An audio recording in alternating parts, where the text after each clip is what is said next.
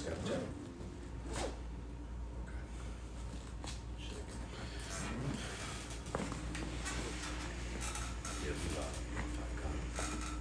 Hey, Shalom, Shalom.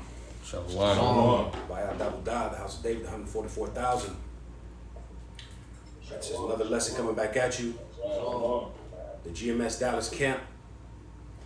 All right, we're going into some customs and history. First and foremost, we're going to give all honors and praises out to Yahweh, Bahashem, Yahweh Shai, Bahashem, Chakadash. And double honors out to the elders and apostles of Great Millstone, those that tell us the truth and real well. Shalom unto you. 144,000, the numeral 1/3. All right, so what we're going to do here today in this lesson, we're going to go into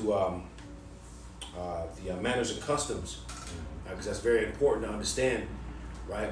When you're just walking in this truth, because these are the things that our forefathers, they abided by. This was a way of life for us back then. All right, so it's very, very important for us to have that knowledge and have that understanding, and even exercising these same tools in the same mannerisms today.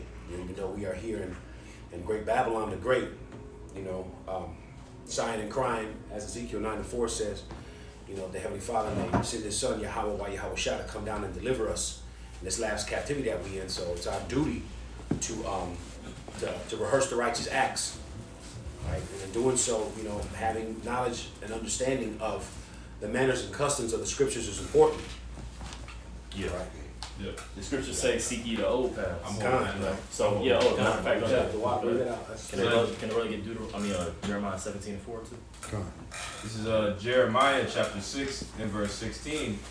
It says, "Thus saith Yahweh Shem Yahweh Shai, stand ye in the ways and see, and ask for the old paths. Yep. Where is the good way, and walk therein, and ye shall find rest for your souls." Right. Because this place we have no rest.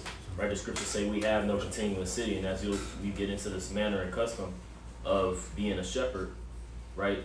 The shepherd their occupation was to move around. They wasn't stationary and stayed in one place. They had to manage with what they had and the resources that they had, and be able to make do, and still take care of the flock. Which, us being here, Micah 2:10, it says this place is not our rest. We're passing through.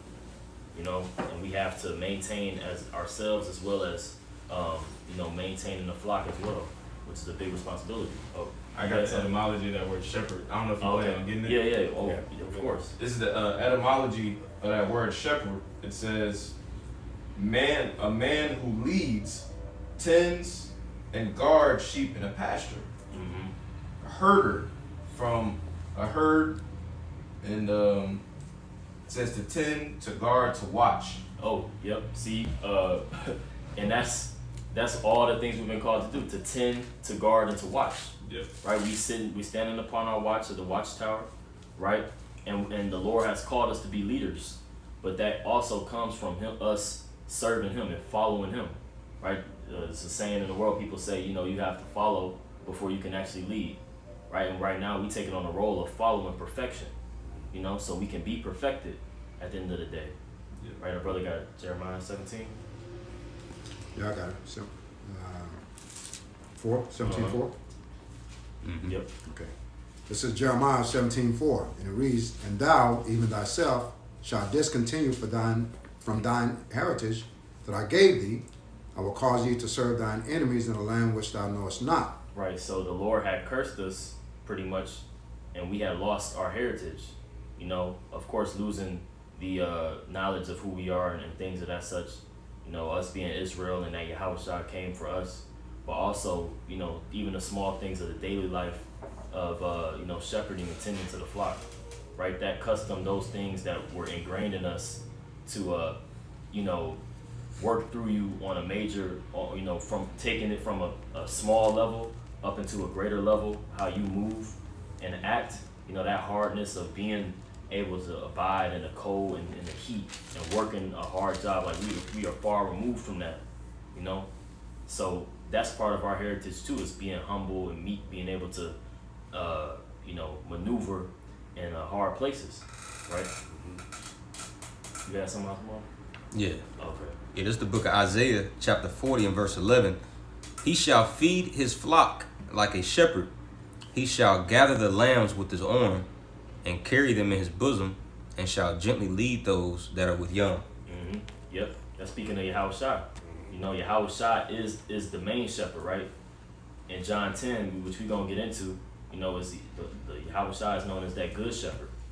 You know, so, and we follow him, and he's our example. And of course, you know, that's trickled down into David, which we're going to get into a little bit of that too, how his shepherding and how he was. I'm holding that right now. Okay, yep. See, that's the spirit. But we're going to get into, you know, his shepherding and how he made a name for himself as being a good shepherd. And that job, right, that occupation led him and you know, proceeded his reputation. You know, he was able to make himself known off of his diligence of being a good shepherd and you know, having that watch and being made strong in his faith, where he could, you know, knowing that he could protect his people, you know. Yeah, that's why the Lord said in Luke 16, you know, he says, he that is faithful, you know, in little business, right, shall be faithful over much. Right. You know, and so, you know, because shepherding, you know, that's what, you know, you brothers finna go into. You know, that was a despised job. You know, a job that was looked down upon. It was nitty gritty. You know, you down in the trenches. It's not a job that, you know, most people, you know, would voluntarily sign up for. Right. You know, just like, you know, preaching his word, you know, tending to the sheep daily, you know, starting with our apostles and elders, you know, and us entering to their labors, right? That the Lord has caused us to embark upon a career, you know, this ministry that, you know, many people wouldn't want to do, man. Yeah. You know, so, but being faithful in this seemingly, you know, small matter, you know, in the sight of the world, right? As long as we're faithful stewards, you know, faithful shepherds, the Lord's going to give us greater responsibilities and greater honor, man. But it starts with the little things, if you will. I got a precept. Go ahead. This is Deuteronomy chapter 7 and verse 6. It says, "For thou art an holy people unto Yahweh thy power, and Yahweh Shem Yahweh Shai thy power hath chosen thee to be a special people unto himself above all the people that are upon the face of the earth." You know, and in order to be above all the people of the planet Earth, right? Because we know, according to prophecy, we're going to be not, you know, Lord's will of that number, but we know the elect of the nation of Israel is going to be, you know, the governing body of the world to come. And in order to govern, you know, you basically have to have all the skill sets and attributes of a shepherd, you know, through the Spirit, which is why it's such a crucial part of our heritage. When you read, you know, the history of Abraham, Isaac, and Jacob, they all, you know, had a hand in shepherding, not just sheep, but literally, you know, masses of people as well. You know, so that's a major part of our heritage that we got to get into. You know, you got it, bro. And I got that scripture I had quoted earlier. This is Yahweh Shah speaking, Luke chapter 16 and verse 10 in the NLT. "If you are faithful in little things, you will be faithful in large ones. But if you are dishonest in little things, you won't be honest with greater responsibilities," man. So as we, you know, go through the prophecies and we speak about, you know, how when Yahweh Shah comes, he's going to give power, you know, unto his men over the nations. Well, before that power comes, hey, like Peter Parker's uncle said on Spider-Man, you know, with great power, there's a great responsibility, man. So ultimately, the Lord's just seeing how, he already knows, but he's showing us, right, how responsible we are, you know, with what this little he's given us, man. Yeah. You see, and so, you know, ultimately, if we can prove ourselves worthy and responsible in these little matters, we've already proven that we can handle bigger matters, man. Right. We can go ahead and get to that, to the actual custom. Go. All right, this is Shepherd's life in the care of the sheep and goats. This is chapter 18, the manners and customs. All right. It says, "A large number of sheep in Palestine, from the days of Abraham down to the modern times, sheep have abounded in the Holy Land. And the Arabs of the Bible land have largely been dependent through the centuries upon sheep for their living."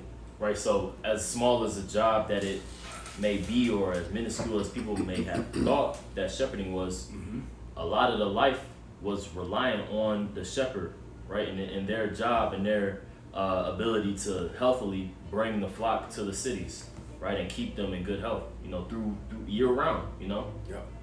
You got it. So the Jews of the Bible times were first shepherds and then farmers, but they never abandoned entirely their shepherd life. The large number of sheep in the land can be understood when it's realized that the that Job had 14,000 sheep. You can read about that in Job, the 42nd chapter. And King Solomon in the temple dedication sacrificed 120,000 sheep. That's First Kings, 8th chapter. Yep. So, pretty much, when you go into the custom of shepherding even deeper, but that I don't believe that chapter mentions it, or that paragraph of the chapter. That's just, they got sub chapters. We're gonna go through the rest of it too. Yeah. But the youngest son was always the one to be the shepherd. So the firstborn was the shepherd, and then it was passed down. If the father had another child, it was passed down to the next generation. So then after that, the youngest son would be the shepherd as a man, grew more into his his age, right? He was then made a husband, right? Which you go into farming, right? That's why it said that they started out as farmers up in that chapter. Right. They started out as shepherds, from my bad, and then eventually went up to farmers, right? The older you got, you would proceed to do farm, right? So you can go ahead to the next chapter. Come on. This is the fat-tailed sheep. Uh, Is that what you're talking about? Or the actual next chapter? yeah, the actual. Come on, Let's let's skip that chapter. Oh, it's gonna go into it. Yeah. That's it, right? No, yeah. You see the younger boy often the shepherd. Where are we at? We in the manners and customs book. Okay, yeah, the Yeah, youngest yeah. boy. Yep, got it. Okay, all right, here. So the youngest boy, often the shepherd.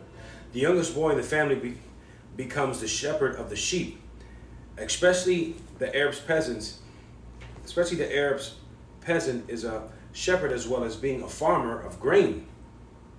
As the older son grows up, he transfers his energies from sheep raising to the helping the father with sowing, plowing, and harvesting the crops, and passes on the shepherd's talk to the next younger boy.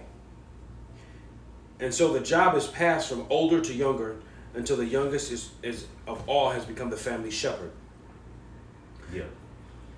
Can we get Genesis 30:29 Okay. and Genesis 26:13? So you see how each son has their time period to where they prove themselves fit or they're trained up to be responsible until small matters. Yeah. Small but important. It really be the small things that's most important. Today you could look at some of the most despised jobs. A garbage man, or sanitation worker. Like that may seem like a nasty, which it is a nasty and gritty job. Job that a lot of people wouldn't want to do.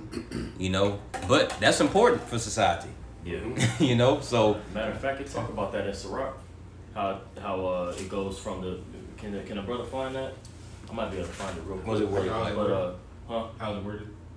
like pretty much how all these like it starts out as a scholar, how he needs time to study. But then, Sirach 38. Yeah. I got a precept. Oh, okay.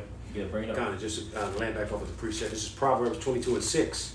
Train up a child in the way that he should go, and when he is old, he will not depart from it. And that's basically going into the exact same thing what we're reading in here, because even in these times, training up our children, our sons, our daughters, in the ways of righteousness, as Yahweh will stick with them. So you see that this is a custom even that goes way back then. We're talking about farming and being a sheep herder, and husbandry and so forth and so on. Training them up in the right ways and the right customs of Yahweh. Okay, that way it sticks with them. It becomes like muscle memory, And that is the way the path. That's that old path that the men of the Lord have been ordained to return back to. But it all starts because when we first came into this truth, we were all babes, kids, children.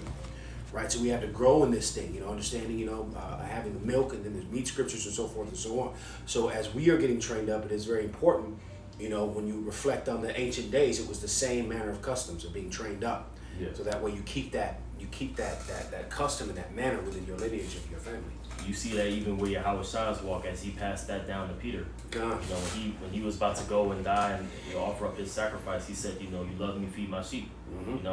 And that's what we have been brought into today as well. So ultimately, we following Yahweh Shai, which of course he had to go through that himself, and he was offered up as a sacrifice. But we were brought into take care of the flock as well. You know, and being followers of Yahweh Shai, as you just read in Isaiah, you know, he was a shepherd, so we have to be following his footsteps. You know, did you had that Genesis? God. This is Genesis chapter 30. You want verse 29? Yeah, we get Genesis 30, 29. God. You got 26 and 13 for brother. 20. Oh, with Genesis 26. Mm-hmm. And we're gonna get that Sirach too. God, this is Genesis chapter 30 and verse 29. And he said unto him, Thou knowest how I served thee, and how thy cattle was with me. Verse 30. Mm-hmm. So that's Jacob talking to Laban, right? As he's serving and working him, which Jacob came from substance, you know, because that tradition was passed down from, you know, even if you were wealthy, you still had to come shepherd, right? And that's what we have. The scriptures say, you know, I know thy works, and thou art rich. Yep. You know, Yep. we're rich in spirit, even though we don't have substance, but we are rich in spirit through our history, through our customs, and through how the Lord has dealt with us throughout generations. That's right. You know, so you see that lineage of shepherding all throughout the scriptures, even from Jacob and before. You know, so Jacob was a shepherd, and matter of fact, we can read Genesis 26 too, right? I got you. now. It's Genesis 26 and 13. And the man waxed great. I'm sorry, 12. Then Isaac sowed in that land and received in the same year 100-fold, and the Lord Yahweh blessed him. See, Isaac had substance, right? And yet Jacob still had to take on that subservient, you know, ideally, right, or commonly known as a subservient job, right, to be a shepherd. Yeah. Right, so that's what you could say is a rite of passage, right, to be in this thing. You know, we all have to, you know, shepherd and tend to the flock, right, to be, right, because can we go back to the etymology of a shepherd? If you could bring that back up. Yep. And just bring it full circle. Kind of, if I may add too, and that's when you look at Yahweh Shai in his position, you know, he came from, of course, you know, the heavens were, you know, but he came down here as what? As a servant. Yeah, right. You know what I mean? And he really, you know, brought himself low to be a servant, to, you know, to teach that. Why? To be able to teach, you know, to bring back those customs, that mannerism to the flock. Mm-hmm. You know? So everything is done decently in order, as the scriptures say. Right. And if I can add the Salaki, if I can add, even our King David, right? I read this precept. This is our 1 Samuel 16 and 10. And it reads, let me read it from here. Again, Jesse made 7 of his sons to pass before Samuel, and Samuel said unto Jesse, the Lord hath not chosen these. And Samuel, this is 11, and Samuel said unto Jesse, here are thy children? And he said, there remaineth yet the youngest, and behold, he keepeth the sheep. And Samuel said unto Jesse, send and fetch him, for we will not sit down till he come hither. So like you said, that was rite of passage, and David ended up being our kings, and you know, he sort of forsook all the elders, you know, of his children of Jesse. So it was a rite of passage. You know, if you can manage the sheep, then you can manage, you know, all the tribes of Israel, basically. Yeah. Hey, even Moses, man. The Lord, you can see, because who to believe through the Spirit David is. Right. Moses, man. You know, before Moses, you know, pretty much, you know, took the command, took that mantle or that charge from Yahweh Shemashah to deliver the nation of Israel. Right, he went to Midian. Right. You know, and then what did he do in Midian? He met his wife, and then he was a shepherd, man. Right. So the Lord was, you know, training, instilling that mindset inside of Moses, you know, so he could be pretty much like a chief shepherd, if you will, over the nation of Israel. Because eventually, you know, Jethro, you know, gave that wise counsel to Moses, like, hey, listen, you pretty much need to have other little shepherds, you know, to help manage the span of control. Yeah. You know, so that's pretty much how Yahweh Shai is with his men and the 144,000 prophets. He's the chief shepherd, you know, and with this, you know, large flock, large multitude, you see, because I actually had it pulled up, you know, for time's sake, you know, but with that large multitude, hey, there's a span of control. You know, you need to have other men, you know, designated to pretty much, you know, keep everything in order. You got captains over 50s, captains over 100s, captains over 1000s. Yeah. You know? You have co-shepherds. Yep. You know, the chief shepherds, and then you have various other men, you know, who have various tasks, and then you also have animals. You know, you have dogs, Right. or whatever you have it. You know, especially if you're talking about moving, you know, hundreds to thousands, you know, of animals, hundreds of miles. You know. Yeah. You still want the etymology on that? Mm-hmm. Okay. It's a lot. This is etymology online. That word shepherd again. It says a man who leads, tends, and guards sheep in a pasture. A man. Can you read that? Go ahead, read it again. It says a man who leads, tends, and guards sheep in a pasture. A man who leads, tends, and guards sheep in the pasture, right? We've been called to be leaders, as well as followers, to be able to, you know, understand, like, you know, that we had to be taught and passed down this tradition from our Father, you know, which is Yahushua. But we have been brought up and raised up to be the leaders of the nation of Israel, you know? Yeah, because even the brother Yuan in our camp, he likes to make mention all the time about how we're auditioning for kingship. Mm-hmm. And it starts with first having this, you know, this you know, the practical things of the scriptures, but then it'll grow into something much bigger, to where we'll receive more responsibility. As you read in the parable, what is it, Matthew 25? That parable where the man went away to a far country and he, you know, divided certain talents amongst them, and then when he came back, because they were faithful over those particular talents, whatever it may be, in their particular individual case-by-case scenario, they were given rulership over this many cities, this, you know, this amount of land, so on and so forth, this amount of people. You know what I'm saying? So your brothers made mention of King David. King David was, you know, he tended to the sheep, man, before he came into that position of being a king. You know, and you know, they when he came up before the whole account with him and Goliath, when he came up, they were like looking. They didn't think that it was going to be him. Right. Essentially, they looked at all his brothers first. Yeah. You know, so on and so forth. But he ended up being the one. I have a quick precept, if I may. Of course. This is Sirach 11:5. It says, "Many kings have sat down upon the ground, and one that was never thought of hath worn the crown." Beautiful. So that's how the Heavenly Father works, man. He has a perpetual habit, as we could read in the scriptures, of glorifying those that are in the lowest state. You know, that had humble beginnings, if you will. You know, these humble beginnings, these times that we're in right now, being teachers, you know, growing to be leaders, as we're, you know, even still now, babes in this truth, we're being brought up on a level through the spirit and power of Yahweh Shem Shai to, you know, to lead, man. You know, and we have that example all throughout the scriptures, but y'all brothers go. Yep. Can you get that? You want Proverbs first? Yeah. God, this is Proverbs chapter 30 and verse 31. And it reads, a greyhound and a he-goat also. Can you start off one verse? Gotcha. Yet this Proverbs 30 and verse 30. And it reads, a lion which is the strongest among beasts, and turneth not away for any. Verse 31. A greyhound and a he-goat also, and a king against whom there is no rising up. Yeah.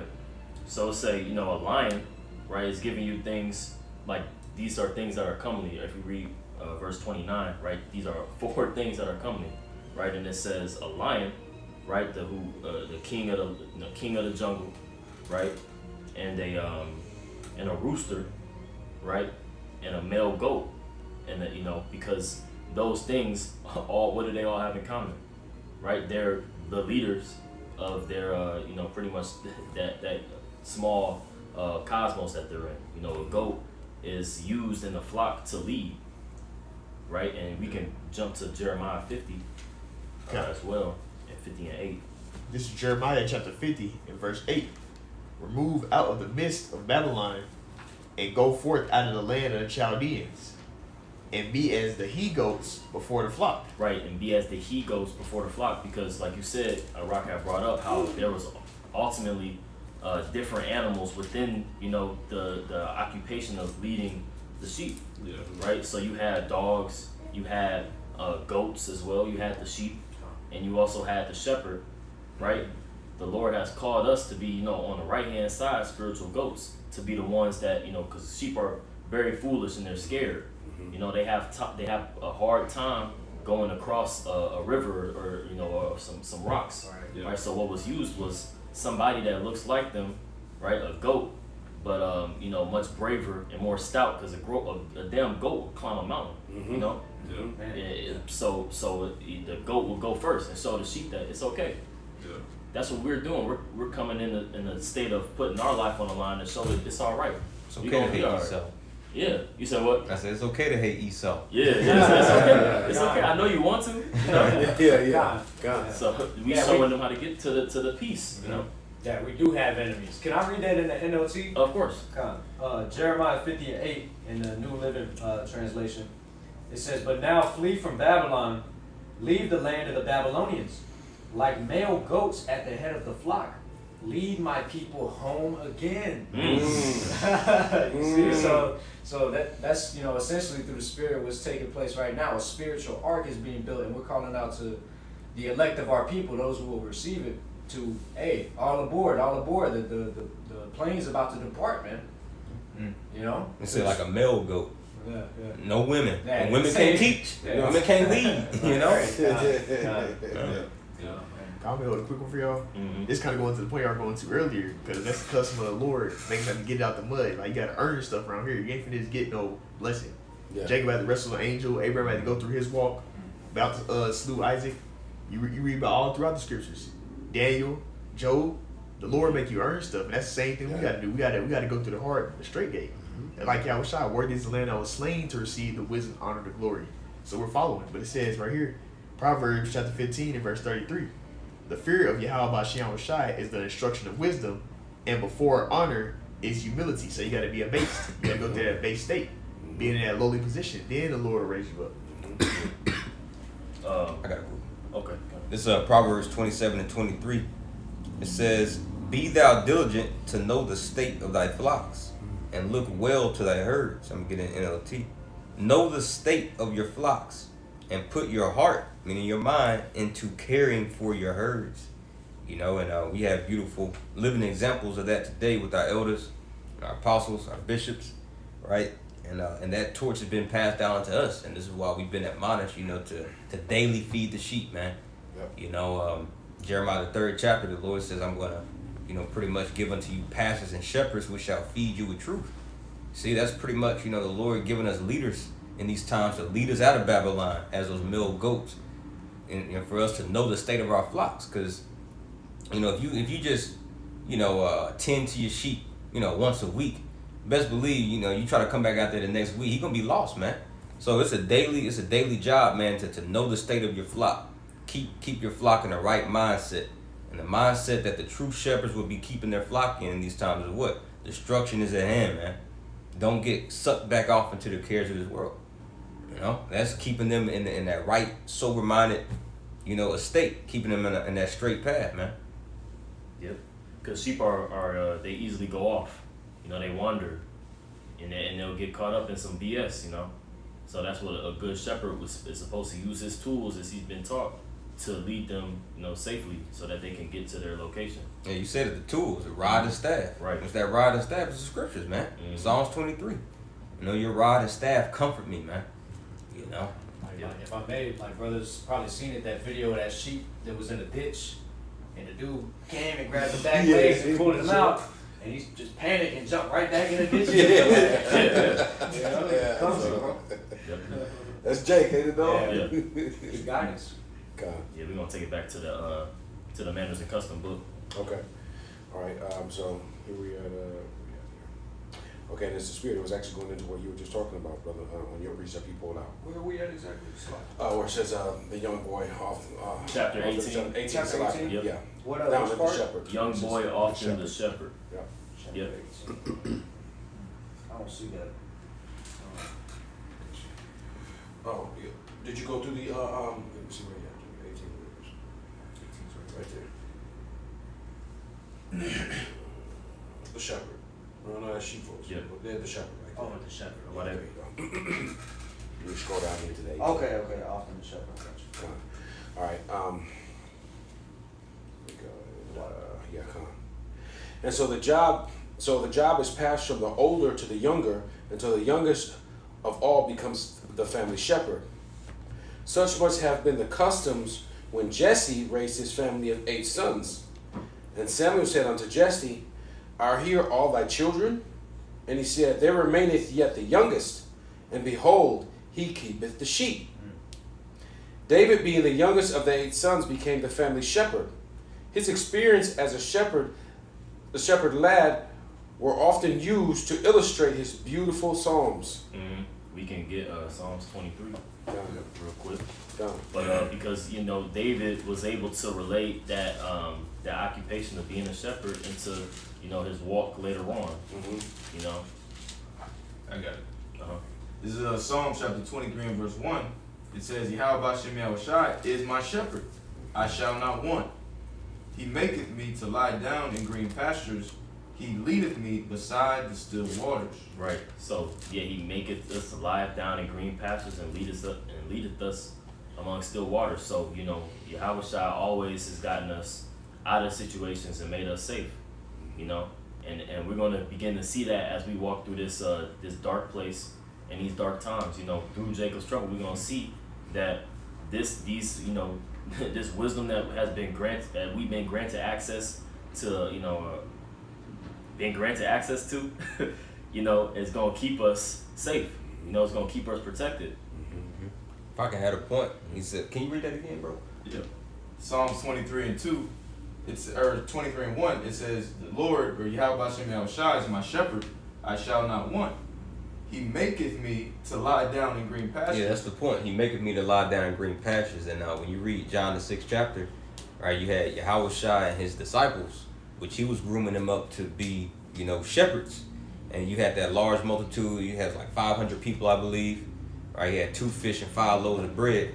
What was the first thing Yahweh Shai told his disciples? Make the people that lie down in the grass. And then he fed them, man. So he was training his disciples, like, listen, hey, y'all gonna be shepherds to feed the sheep, man. Wow. Yeah. Wow, that's heavy. Yep.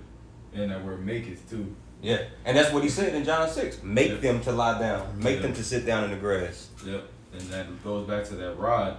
Like when you look into the shepherd's rod, that shepherd rod was mostly needed when they were about to go over a difficult stretch of land, or like you said, a river, or maybe a small bridge that was just like plank. The sheep will get frightened. And that's when the shepherd would get out that rod and literally have to beat. Like, there's a video on YouTube. If you look up the life of a shepherd, there's a video about like Himalayan shepherds. Yeah, I think I saw it. I'm gonna send it in the chat more as well after the video. But I mean, it even like multiple videos. If you watch it, they use that rod to literally beat the sheep across particular parts of the journey. Yeah. But at the end of it is what? Those green pastures. You got it. Can you jump down to that the next paragraph? Shepherd's Garden. We'll get we'll go ahead and get the shepherd's rod. It goes into that what we talking about since it's the spirit. We're not gonna read the whole chapter. Just kind of touch on points in this manners and customs book. This is the shepherd's rod. It's like a policeman's club. It's often made of oak, wood, and has a knob on the end of it. So it was like one of them, think of, Jake, your mama pull out that belt, but it's that very specific belt. It ain't that, the nice Italian leather. It's the one with the knobs and the metal on it, Yeah. That's what that, she pulled that one out. The metal rings? Yeah, the metal rings on it. It's got some wear and tear on it. Cause go ahead and read it again. It says, it is like a policeman's club. It is often made of oak wood and has a knob on the end of it. So it had a knob on the end of it,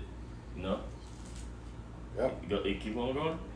Into this knob, nails are sometimes driven so as to make it a better weapon. Right. So that rod it shows you that rod, which we get hit by it too sometimes. Yeah. We're not the sheep were hit out of their own defense. Right, telling you that we good. I already done walked the path for you. So go ahead and go. Right. Yahweh Shai is going to use that too. Right. We're not exempt. We're his sheep too. We follow Yahweh Shai. Right. We're of that sheepfold. And one of his main rods is Esau, man. Yeah. Because, you know, the hell and the oppression that Esau put on us, that's what Lord putting that rod on us so we can consider the Lord's ways. Consider our shepherd, man. I got a quick one for you. This is Micah 7 and verse 14. Feed thy people with thy rod, the flock of thine heritage, which dwell solitarily in the wood, in the midst of Carmel. Let them feed in Bashan and Gilead as in the days of old. Right? Bashan and Gilead was known as those fruitful, large pastures in our land. You see, but the way we're gonna feed in those fruitful and large pastures once more, as we did in times past, he's got to feed us with his rod. You know, the rod. It says, I'm gonna read it again. Feed thy people with thy rod. Talking about these scriptures, man. Yep. The flock of thine heritage. Yeah, the nation of Israel, man. Particularly, you know, the elect. You see, because 2/3 they're considered as those those goats in Matthew 25. That he's gonna separate and put on his level. You know.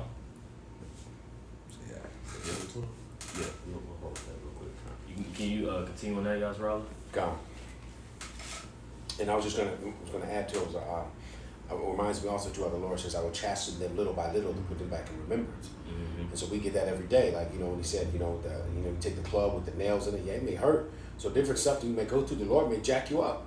You know, and in the way you be like, damn, but you know, what is it? It's the way to put you back in that pure remembrance. It's the way to put you back on that rightful path again. You know, this is what we experience every day. And those nails, if I could grab this real quick, those nails in the scriptures is also known as the words. You know, the words of the Bible, man. I'm gonna just prove that real quick. This what is it? Ecclesiastes chapter 8 and verse. That show you that Yahushua was that lamb too. Yeah. You know, they put those nails in his hands. Yeah. You know, that being hit like that from, because Yahushua is Yahweh's sheep.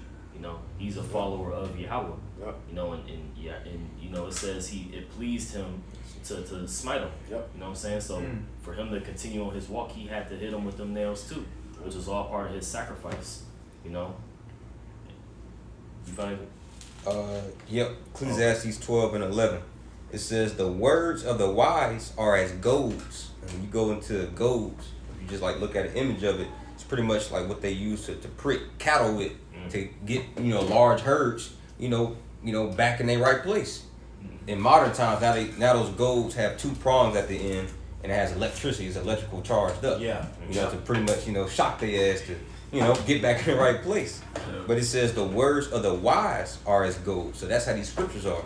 You know, it shocks you. Yeah. You know, makes you get straightened up. And as nails fastened by the master of assemblies, which are given from one shepherd. Yeah.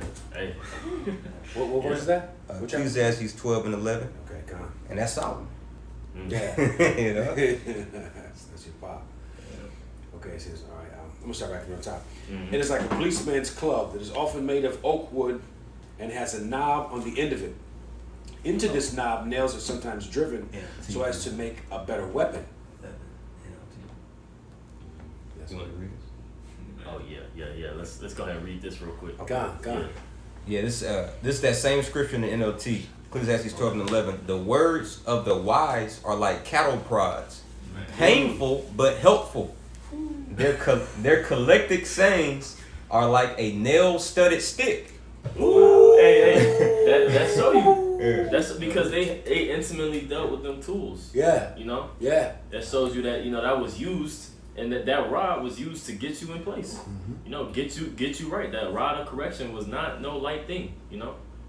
Which we tasting of right now. You know, we going through the sweet you know, of understanding that we Israel, and, you know, understanding that, you know, we got brothers that's like-minded on this side, and, you know, 144,000, we got a chance of that, you know. But that bitter, we gonna have to taste of that on that journey as well. You know, being smite by that rod, you know, having to go over those valleys and them hills and being tired until we get to a certain point, you know, and then refreshing back up and going again. You know, that stop and go, because that was a year-round thing, you know, to walk, and be a shepherd, and also, you know, to be a the sheep as well. You know, they was tired. You know, had to, you know, shed that hair that they had grown off. You know, through the hot and cold. right? So Yeah. That's why David said he was pricked in his reins. And that's those. That's the Lord's nails, man. Like even when we go through bitter things, like it's kind of like you feel like an emotional prick. Yeah. You know, but that's the Lord chastising you, man. That's those prods. Yep. I'm gonna finish it off. It says, "The words of the wise are like cattle prods, painful but helpful. Their collected sayings are like a nail-studded stick with which a shepherd drives the sheep." That also shows that the word, the things that we go through, especially the word though, because Jake want to hear sweet things and shit. Jake want everything to be sugar coated. All right, and said sweetly to him. That this proves that the message is going to be painful at times. Yeah. You know what I mean? And again, if it's not, if you're left to your own devices, right? You avoid the word in its truest form. I mean, you're gonna be lost. Yeah. You're not gonna make it to the final destination, because at the end of the day, everything that we're going to is so that Lord's will we can make it on a chariot. Yeah. Lord's will we can receive immortality. So if you choose to shy away from whatever admonishment or whatever it is, just know you might not make it. and since this was the occupation of the youngest child, how do you think the father would feel if you had lost one of his sheep by sparing their rod? Right? The scriptures say, "Spare the rod, spoil the child." Yep. Right? You had to at some point, as much as it could be a favorite sheep, because in the ancient days we was real close to the sheep is it's a fun animal to dwell with. They're goofy. They're soft and they play around and stuff. Yeah. But if you didn't want to hit it to continue on to the journey, because you had Jake gets sensitive, right? Yeah. You might lose that sheep. Yep. Or you will hold everybody else up, and then you losing sheep out the back, or the dogs is they in the front now, and got sheep running away in the back. That could be a big inconvenience to the flock. Yeah. From you sparing the rod. So that was important for the young man to learn as well. The consequences of sparing it. Yeah. That's why David said, "Oh, it's a lie." No, beautiful. I was gonna say that's why David said, was that Psalms 119:71? It's good for me that I have been I afflicted. had that experience. What about It's Psalms 119 and 71. And it reads, "It is good for me that I have been afflicted, that I might learn thy statutes." See, so it's required for us to have to get knocked into the right path, man. Yeah. And knowing Jake, we're stiff-necked people. That likewise, we're tending to Jake, the sheep. So they got to be knocked on that right track, man. Yeah. It's continuous just cycle of us going boom, boom. Lord doing it to us, and we gotta learn how to do it to everybody else because we're judges. At the end of the day, Lord will, man. Yeah. If I can hold a precept. This is Revelation 3:19, and it reads, "As many as I love, I rebuke and chasten." It said, "Be zealous, therefore, and repent." So just going into what you're saying, it's called tough love, man. Yeah. It's tough love, and we have Esau that never want to lay a hand on our children, but we're taught in the scriptures, right? You correct the behavior of that child by putting a rod on him. That's the only way he's gonna remember, and you either reward him with good or bad, and that's the balance in Yahweh Shem Shai, and that's how that child learns, right? To continue that same process, because it worked on him, it's gonna work on his children. You got it. Yep. It's gonna go into it. Kyler, grab this real quick. This Psalms 119 and verse 67. "Before I was afflicted, I went astray. But now I have kept thy word." This is Psalm of David, man. Right. Yep. Yeah, we have been led astray. The scriptures talk about that. I think that's Jeremiah 23. How the pastors of the flock, they pretty much weren't with us when we had been led astray. Because they thought our people love to take them sweet things. The scriptures say prophesying to us sweet things. Our people are easily led astray by any way of doctrine.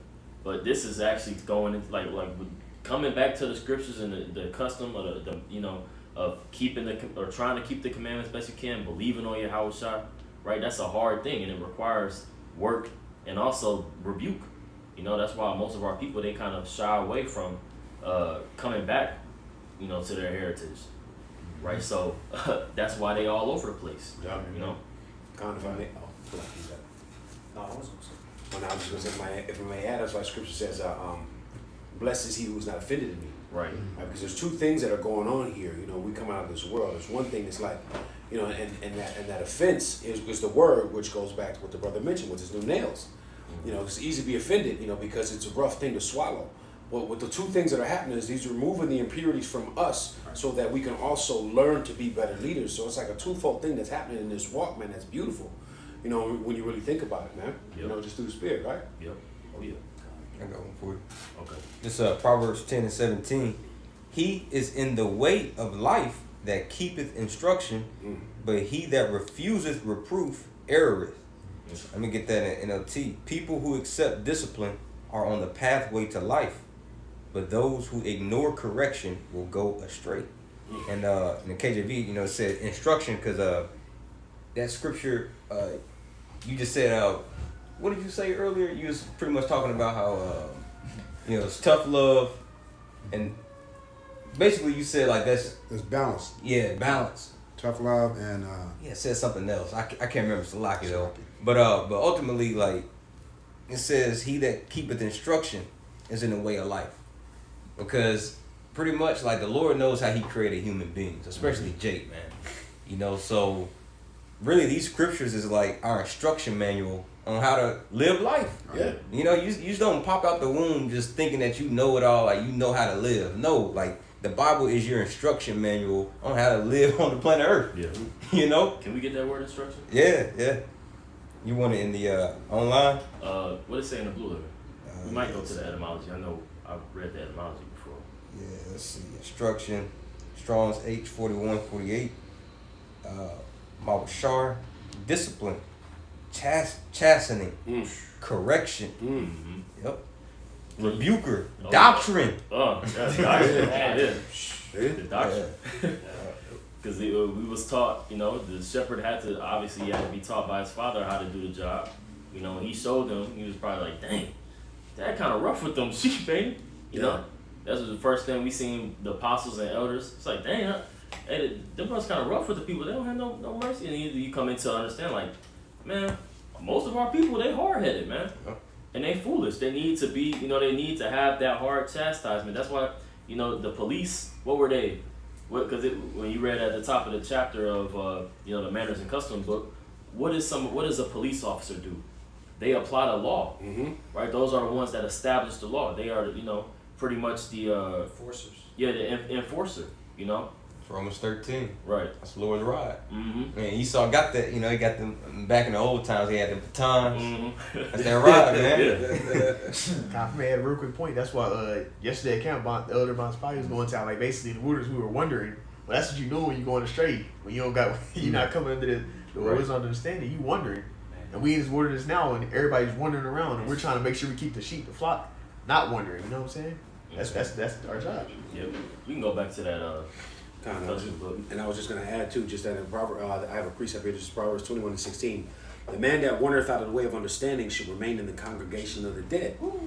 You know, and it's just pretty much a kind of layback of what you were talking about before. Even when you guiding the sheep, you know, if you don't give that sheep that proper direction, that proper, you know, order, you know, I mean, what's going to happen? A sheep can stray, you know, and next thing you know, become prey for another animal. Yeah. You know what I mean? The same thing with Jake. You know, we out here in the streets. You know, it's the same point. You know, when dealing with the police officer. You know, we have instructions, we have guidelines within the instruction manual how to deal with law enforcement here. That's why Jake be getting smoked. Why? Because he wanders out of the way of the understanding, and Jake wind up getting shot up in the car by the police. You know what I mean? So you know when you it's layers to this thing, man, and there's depth to it. And it's beautiful when you have the understanding. So being in that, keeping that understanding and staying in that pathway is the key to life, man. This is the instruction. I hold a quick precept to what you just said, Prophet. I'll make it quick. This is our Proverbs 15 and 10. Correction is grievous unto him that forsaketh the way, and he that hateth reproof shall die. There you go. Yeah. That's Matter of fact, since you brought that out, we gotta get the etymology of instruction. I got it right Let's here. go get that. Oh, that's I got it right here.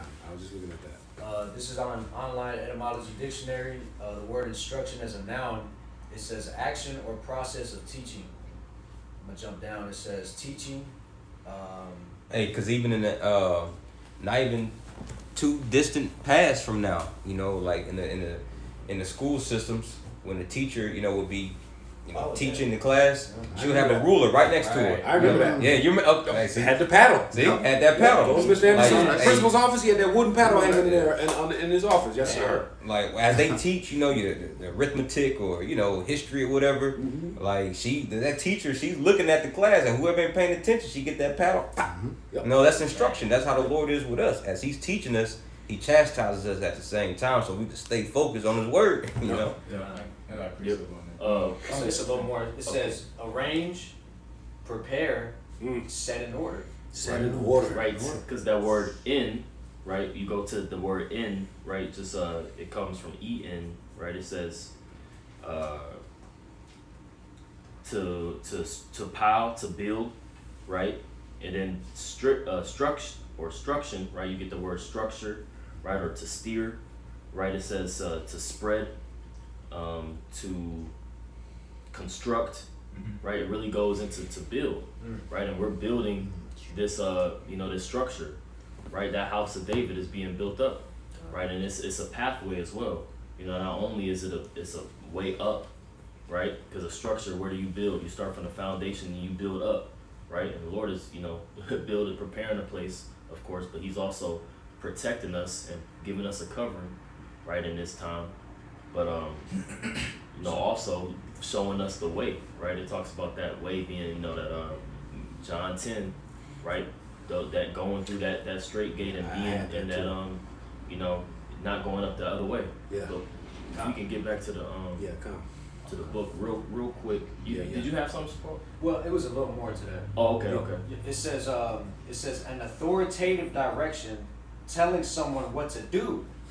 A document giving such directions. Even when you go above that, it says from Century Dictionary, it says teaching is the general word for the imparting of knowledge. Instruction has the imparting of knowledge for its objective, but emphasizes more than teaching, the employment of orderly arrangement in the things taught. So essentially, that structure, that what's the word I'm looking for? That pretty much the route in which to go. Yeah. Because even I believe you just quoted it. Entering at the straight gate, the narrow path. That's giving the people a sense of direction and what to do. Right. And how to, and then we're walking it too. It's not like we're just saying you have to go that way and we're just turning and walking the other way. Right. No, this is the way. Follow us. Like even Right. Paul said, "Be followers of me, even as I am of Yahweh Shai Mashiach." Right. So, The scriptures also say the kingdom of heaven is within you. So as people come and they sit among us, these the commoners, they see the relationships that we have together. right. They're seeing the beginning stage of the kingdom of heaven. So like how you said that the teaching is within it is more than instruction. It's a world, pretty much a cosmos, right? This small economy, this small cosmos is being shown as an example of how we're supposed to act. Con, if I may add, King David said that in Psalms 50. He said, "I will set them in order right before thine eyes." Right. And so that's what it was being done right now in front of in the eyes of the nations, man. That structure, that foundation is being set in order right now as we speak, man. Wisdom of Solomon 5. Come. Where's the Salaki? I got a real quick one. Proverbs 4:18. It says, "But the path of the just is as the shining light that shineth more and more unto the perfect day." That perfect day being, when Yahweh Shai comes back and that, the new covenant being implemented. But that light is, in the land of darkness, in the midst of Babylon the Great, pretty much the land of darkness, there's a light being shown, man. And it's growing brighter and brighter as, coming into that perfect day. Yeah. We'll get back to it. Yeah, you got it. All right, it is very here. We're top. It is like a policeman's club. It is made often of oak wood and the knob on the end of it. And into this knob, nails are sometimes driven to make it a better weapon. It is very useful for protection, and no shepherd will be without it. It was. So we can get 1 Samuel 17 and 34. Just real quick. Because it said it was used as protection, as also as leading the flock too. Yep. And a hireling ain't gonna go those lengths to protect. No. I got it. Go ahead. Said 1 Samuel 17 and what, 24? 34. 34. Come. This is 1 Samuel 17:34, and David said unto Saul, thy servant kept his father's sheep, and there came a lion and a bear, and took a lamb out of the flock. I went out after him, and smote him, and delivered it out of his mouth. And when he arose against me, I caught him by the beard, and smote him, and slew him. Right. So that's David, right? Which we hope to be the house of David, right? He's showing us an example of how to, to be that good shepherd. You know, the lengths that you have to go to tend to the sheep, you know, and you'll be rewarded of that, right? By being made strong in the time where you need it. You know, he had a physical example and proof of why he wasn't scared. You know, which is things we do now by offering up our. See, that's why going out into the highways and byways is important. It's important to show your loyalty and to make you strong, because not only now do you don't like ever since that you can feel the spirit of you by reading and preaching. You can feel the spirit of you coming upon you, where you don't give a fuck about a nigga opinion. Yep. You don't give a fuck about that little silly hoe. You know, she's like, oh, what the hell y'all doing? You know. You don't give a fuck about her. You know you're gonna see no one. Street preaching makes you more masculine. Right. Yeah. You know how to lift your voice up, and you know how to get through because if it gets to to taking it there, it is what it is. But that's all through that spirit, right? We going through harsh things now, and it's making us harder for the times to come. You got something, bro? Yeah, I just want to get the scripture that you quoted, the Romans 12:1. It says, I beseech you therefore, brethren, by the mercies of Yahweh Shem Yahushai, that ye present your bodies a living sacrifice, holy, acceptable unto him, unto the Most High, which is your reasonable service. Just linking up with what you said, when you consider, what David, how the Lord prepared David, by making him, slay the lion, or what we just read, we have to be willing to offer up our bodies as a living sacrifice. That's what Yahweh Shem Yahushua is looking, and that's the example that Yahushua said himself. That's a part of the service. Yeah. You got it. Got a real quick point too. That's also why how the scriptures say false prophets like it's a ravening wolves. Well, what do you see the apostles doing? They're debunking all these camps teaching false doctrine. So that's like in Dayton when the sheep got the wolf tried to not wolf but the lion. The lion tried to slew the lamb. Hey, what happened? David was there to take him out. That's what happened. That's what our apostles are doing. They're debunking all these different false doctrines and things that are trying to lead the sheep astray. Yeah, and that's so that he was on point too, because that happens in an instant. A lion ain't no animal that just it just show up. No, a lion is very strategic in its attack. It's very poised, and it crouches, and it gets hidden where you can damn near can't even see it. So that shows you the importance of being circumspect, watching. Right, the tedious, soft skills, as Brother Rock always likes to say. The tedious talents that it takes to be a shepherd. Right, it took a lot of being detail oriented to figure out a time to attack. Understanding angles and ward. The tricks of the trade. Right, it is the tricks of the trade. There's a lot of intangibles that it took to do that job. Which this is a very delicate operation that we're doing here. You gotta when you put your hands on these scriptures, you gotta know what the hell you're talking about. That's right. So that's what having that understanding of being in the shit, being in the trenches daily, it's gonna build you up.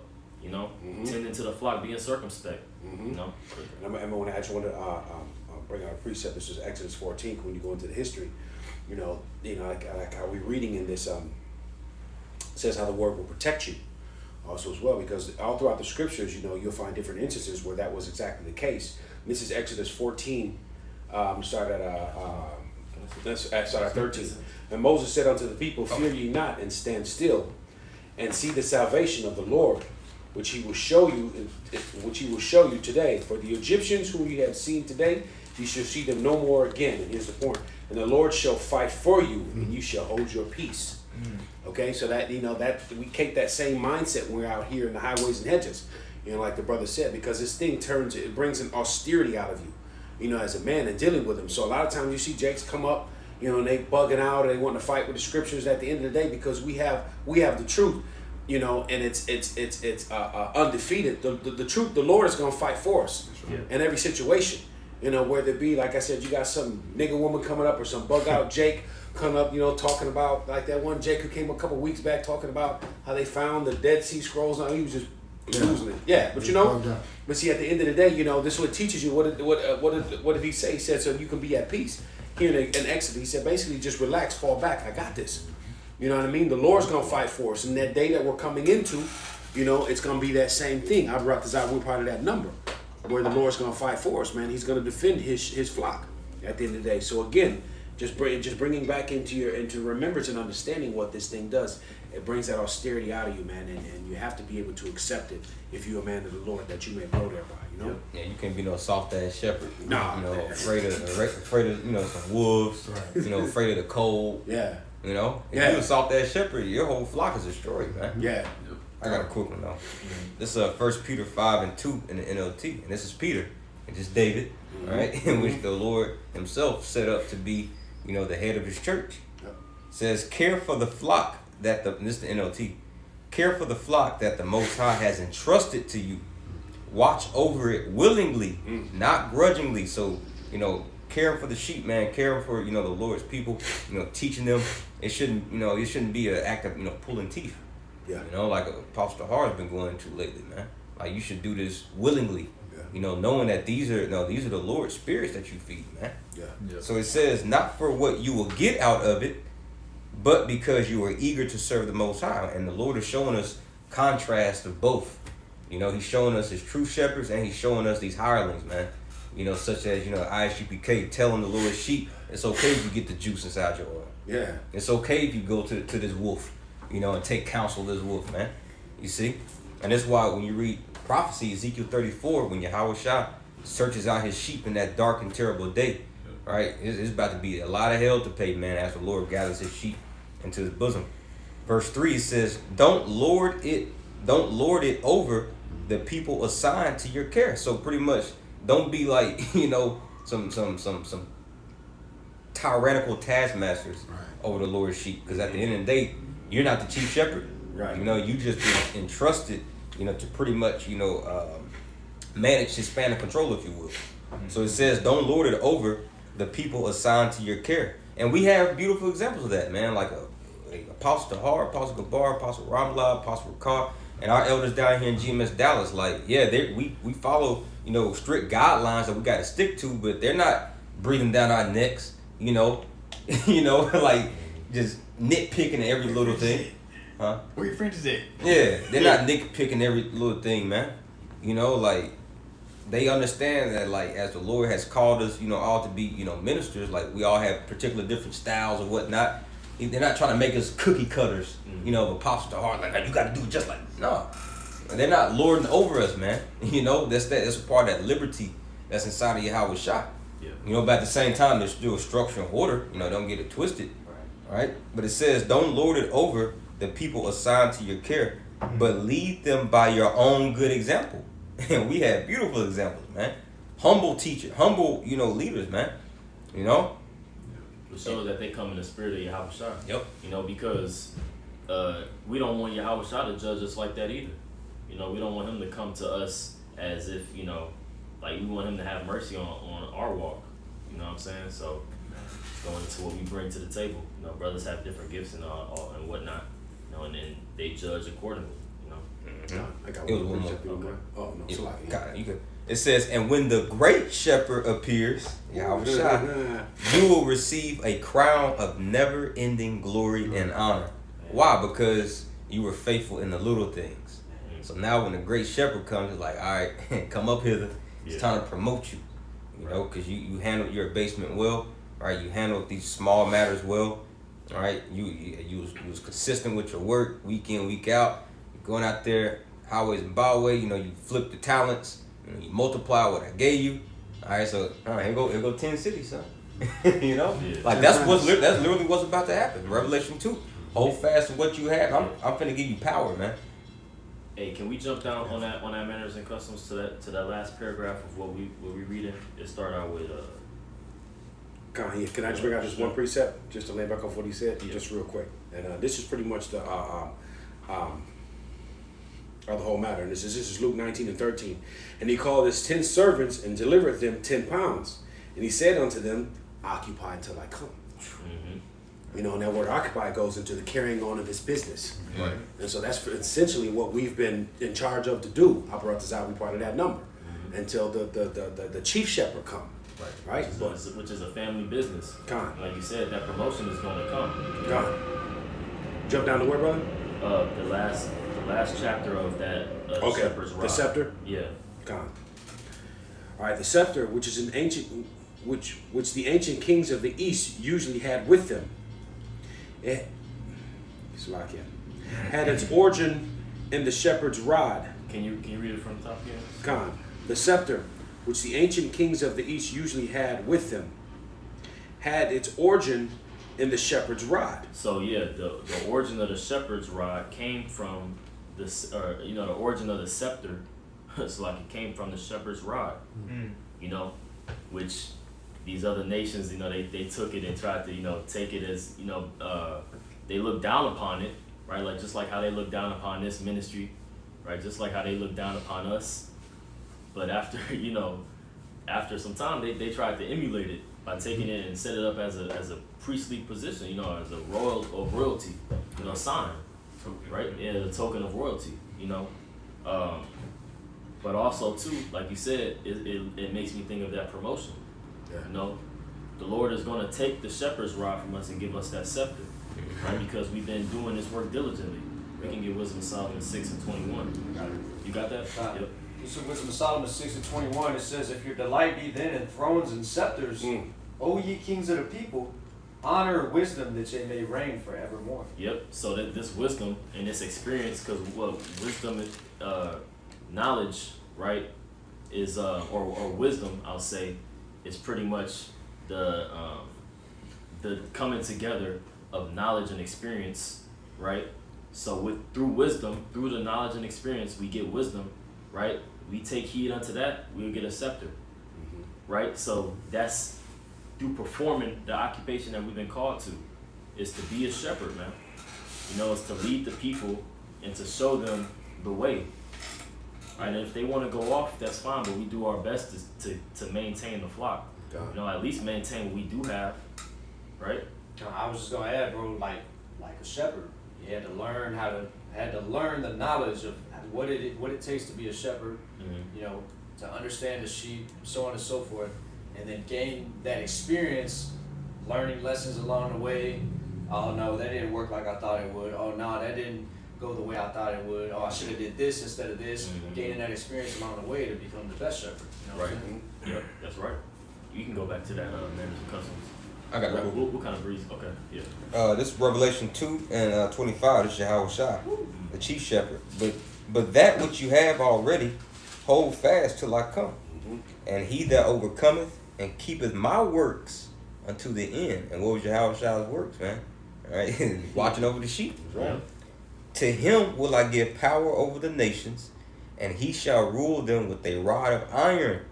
As the vessels of a potter shall they be broken to shivers, even as I received of my Father. Because these other nations, hey, we still gonna be in that shepherd position. Yep. Except this time we're not gonna have to teach Jake, because all Jake gonna be in that new covenant. But now we're gonna have to shepherd the whole world, these heathen nations, man. Yep. So beat their asses now and set them in order. They're dealing with these sheep now. Yep. Right. These goats. Yeah, right. Yeah. So like, goats, exactly. Dogs and shit. Yeah. God, beasts. Back on the scepters or back on? Keep going on the scepters. Okay, come. All right, since Let me start from the beginning. It says the scepter, which is which the ancient kings of the East usually had with them, had its origin in the shepherd's rod. Kings were considered to be shepherds of their people. Thus the scepter or rod of the kings became a symbol of protection, power, and authority. It goes on to say, Young's translation, Micah 7:14, rule thou people with thy rod and thy flock, the flock of thine inheritance. Yep. Yeah. So yeah, this occupation is gonna lead us not to understand how to lead our people, but also like you just brought out the other nations, how to rule the earth, So that promotion is coming, man. Yeah. Did you have some more, Rock? Yeah, I did. Yeah, I'll get this real quick. Because you had made that point about wisdom. Reading that, what was it, Wisdom of Solomon 6. This is Job chapter 28, verse 28. It says, and unto man he said, behold, the fear of the Lord, that is wisdom, and to depart from evil is understanding. And I just wanted to get that because the brother had also brought out a precept, I forget what it was, talking about how, brothers have been assigned to our care. Also linking up with what Yahushua said to Peter, feed my sheep, possessive, meaning the sheep, all the brothers are really Yahushua's possession, which is an extremely fearful thing, when you consider, case in point, like if you work, if you're ever in a situation where you watching over somebody else's kids, you know what I mean? I'll just put it like that. It's a fearful thing because if something happens to one of those sheep or happens to one of those kids, that's just gonna fall back on you. Yeah. And they father gonna be, ain't nothing like wrath of a father who done lost a kid, or lost a sheep, because like, again, the occupation of shepherding, more times than not, the shepherds are they're guiding a group of sheep that aren't even theirs. It's a skill set that basically they're selling. You see what I'm saying? Yeah. So it's a skill set. Somebody sees the way that they do it, and they're like, okay, I'm gonna give you my flock. I'm gonna trust you with my flock, and to get them from here to here. But they're not actually your sheep. Yeah. You see what I'm saying? So it's a fearful thing, because if you mess that up too, your reputation is destroyed. And your livelihood is lost. Because what the fuck we gonna do with a shepherd that can't take care of the damn sheep? Yeah. I was just gonna add, because in the Lord giving us, the gift of faith and allotting us a level of authority, that also comes with responsibility. Heavy. So hey man, that's the point. I got one for you. It's Psalms chapter 74 and verse 1 in the NLT. This is Psalm Asaph. Oh, power, why have you rejected us so long? And that's what it feels like, man. We've been going from captivity to captivity, all right? But now we understand that he's starting to receive us, starting with the elect. It says, why is your anger so intense against the sheep of your own pasture? Remember that we are the people you chose long ago, the tribe you redeemed as your own special possession, and remember Jerusalem, your home here on earth. You see, so the Lord purchased his own sheep with his blood, man. You see, so you best believe, pursuant to Ezekiel 34, like we quoted earlier, he's coming back for them. Yeah. It's Psalm 79 and 13. So we, thy people, and sheep of thy pasture. And it's talking about Israel, man. This proves that only Israel can be the Lord's sheep. That's why Yahushua said in Matthew 15:24, think not that, but I've come to the lost sheep of the house of Israel, man. Yeah. That's why Yahushua came, man. It's for the lost sheep of the house of Israel. When you go into that word lost on the online Etymology Dictionary, it literally means spiritually ruined and inaccessible to good influence. Who was that? That's Jake, man. And they showed a perfect example of that, and they cloned Tyrone. That's Esau, right? Keeping us in that lost, degenerate estate, man. That's who Yahushua came for, man. To gather those lost people, those lost sheep, man. Yeah. So he says, we thy sheep, Salakia, we thy people, and sheep of thy pasture will give thee thanks forever. We will shew forth thy praise to all generations. And this is a generation right here. So the Lord's sheep are being found, and we're giving him thanks, by taking heed to his words now, man. Yeah, because the mercy we received is undeserved, and that's what makes it so much more special. Because we don't deserve anything, it's just the Lord's of the Lord's mercy. There's a scripture that says that it's of the Lord's mercies that we are not consumed. I think it's in Lamentations. 3:22. Yeah. So, We can go back to that. We can jump down actually to the shepherd's Staff. flute. Oh, shepherd what? The shepherd's flute. Shepherd's flute. Okay. God, here it is. All right, shepherd's flute. A dual pipe flute of a reed is generally carried by the Arab shepherd. It is true that minor strains of music come from this flute, but the heart of the shepherd is stirred, and the sheep of the flock are refreshed by the invigorating music Ooh, that comes from the simple instrument. See, and that's why the scriptures say that, you know, we have piped unto you, but they have not danced. You know, like this is a word going out that's supposed to be refreshing to the nation, you know, and they're supposed to be ready for this journey we're going to take. But they're not getting it, you know, because the scriptures talk about how, you know, because a shepherd is not going to be playing the flute as they cross a river. You know, he's going to have his staff out. He's going to have the tools to do the job. Well, the shepherd did that when they were in comfort, right? We spend our comfort time feeding the sheep, right, and playing the song where they can be invigorated to move on to the next location, right? We within a transition period of where we're gaining rest and about to be able to move. But our people, they ain't resting. You know, they aren't being stirred up and then ready to go after we pipe unto them. So they're gonna get destroyed. They're gonna not be prepared for the journey, man.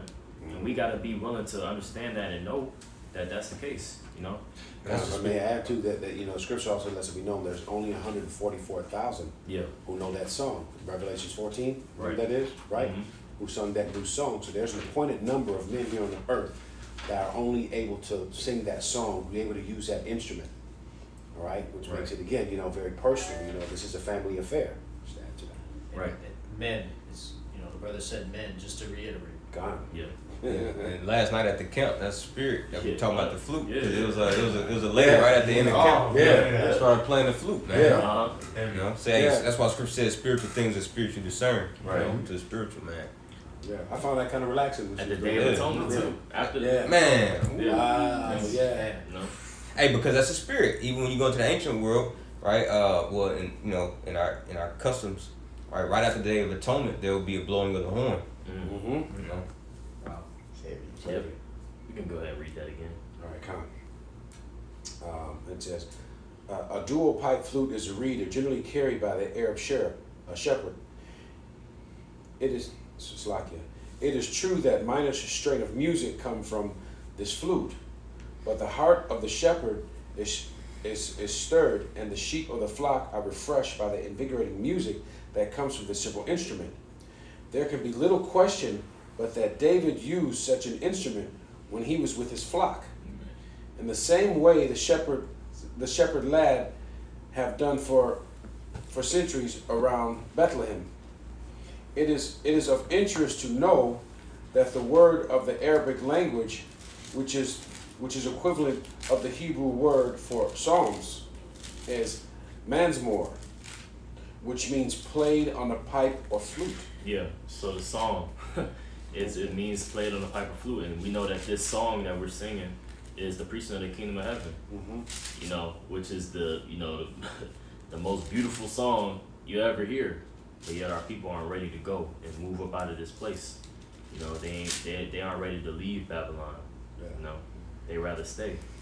Kind of gospel means good news. Supposed to be good news to the nation of Israel that the kingdom about to be set up. Yahweh shall about to deliver us out of here. Our people don't look at it as good news. It says the evil hate the light and to come to the light lest it needs to be reproved. Yeah. So they're good. They're good being astray and being all wandering in the wilderness like they were in ancient times. Yeah. You got it. Now it's just beautiful. I was just reading here because when you actually go into our customs, it's true. You know, there were instances where we would. That's why that precept was brought. I've piped. You know, we would have. If there's another name they called from too, where they were like pipers. They would go throughout the village and they would play. And you know, the kids would come out. You know, we would come out as little jakes and dance around him and stuff. And he'd go all throughout the village, man. Like you know, like right before Sabbath and stuff like that. The history was dope. You know, so I just thought that was beautiful, man. You know, we visualize these things. But anyway. Oh, I got one. This First Chronicles 25:1. It says, moreover, David and the captain, and this one David was pretty much setting up that order, you know, to how things should be ran in the temple. You know, it says, moreover, David and the captains of the host separated the service of the sons of Asaph and of Heman and of Jethunan, who should prophesy with harps, with psalteries, and with cymbals, and the number of the workmen according to their services. I'm going to get that in NOT. David and the army commanders then appointed men from the families of Asaph, Heman, and Jethunan to proclaim the Most High's messages to the accompaniment with lyres, harps, and cymbals. Here's the list of their names and their work. So it goes on to pretty much, you know, speak about the particular men and what instruments they played, you know, things of that nature. You know, so My brother be playing, music in the background. Mhm. You know, Yeah. that's what the prophets did, man. Yep. Beautiful. We can jump down to the next. It's a little bit down, but Okay. if you go to several flocks sometimes allowed to mix, and we'll get those two paragraphs. That several flocks sometimes allowed to mix, and the ability to separate the sheep, and then we'll go ahead and close it out. Okay. Okay, all right, several flocks, sometimes allowed to mix. More than one flock may be kept in the same fold, and often flocks are mixed while being watered at the well. For the time being, You get a Micah 2. For the time being, no attempt is made to separate them. Right. So yeah, so, You start over? yeah. Yeah.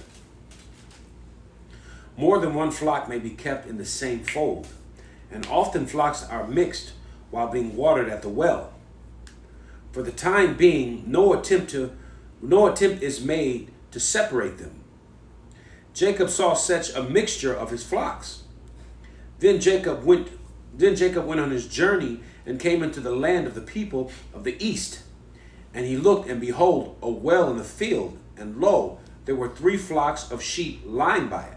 Right. So, it shows you an example of, the flocks, when they would come to a watering hole, they would, stop, and they'd be allowed or able to mix and mingle in with the other sheep of another shepherd. Mm-hmm. Right. But Yahushua is calling us. See, we've been brought into this world and scattered, right? But through this word and through Yahushua's, calling, my sheep shall hear my voice. He's called us, and now, it's time to go. You had to have that ability to not mix, right? You gotta read that. God, this Micah chapter 2, verse 12. I will surely assemble all of Jacob. Right. So the Lord is assembling Israel, right, or Jacob, right? Go ahead. All of thee. I will surely gather the remnant of Israel. I will put them together as the sheep of Basra. Mm-hmm. So, and when you go into that word Basra, what does it go into? A sheepfold, right? So, as we've been brought into this sheepfold, which is pretty much when you go into what a sheepfold is, it's a barrier where sheep, they can't get out of. Mm-hmm. They're forced to, be up in there. They were regulated by, wood planks and barbed wire, where they couldn't leave. 15-minute cities. Mm-hmm. Yeah, a prison pretty much for the Yeah. sheep. But then it came to a certain point where it's going to come where the Lord is going to call us and open up that sheepfold. He's going to return unto him his remnant, his sheep, right? You can keep on going on that. It was a little more. Okay. It reads, as the flock in the midst of their fold, they shall make great noise by reason of the multitude of men. Oh, they're going to make great noise, right? That's that crying out. Ezekiel. Mm-hmm. Was that it? Guys, Okay. That's beautiful. It reminds you of what? Who's that coming from Basra? Yeah. Mighty to save, mighty to come get his sheep. Right. Right? Yep, and Basra, like we said, that sheepfold, man. Which Yeah. that how is this place not Babylon the Great, man? It's done kept the Lord's sheep in there. Yeah.